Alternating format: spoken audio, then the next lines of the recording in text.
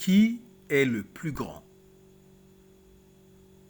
Commentaire de l'Évangile selon saint Matthieu, chapitre 18, versets 1 à 5 et verset 10. Frères et sœurs, qui est le plus grand?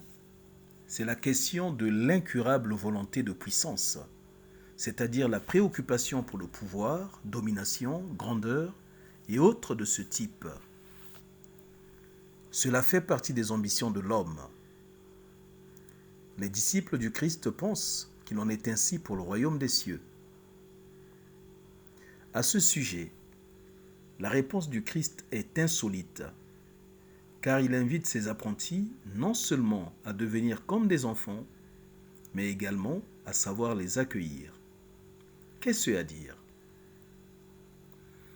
Devenir enfant, non pas dans le sens de vivre une spiritualité puérile, infantile, mais plutôt de recouvrer l'esprit d'humilité. L'accueil de l'enfant recommandé par Jésus est également une analogie, car l'enfant dans ce contexte représente le sans-parole, l'exclu du cercle des grands, le marginalisé à cause du rang social ou de l'instruction. Le recevoir, ce sera recevoir le Christ lui-même. Le récit de Matthieu chapitre 25, versets 31 à 46 le confirmera. Tout ce que vous avez fait à l'un de ces petits qui sont mes frères, c'est à moi que vous l'avez fait. Quelle action aujourd'hui? Combattre la tentation d'un élitisme autoritaire. Ne pas négliger, ne pas mépriser, ne pas rejeter quelqu'un à cause de son rang social, car il est créé à l'image de Dieu.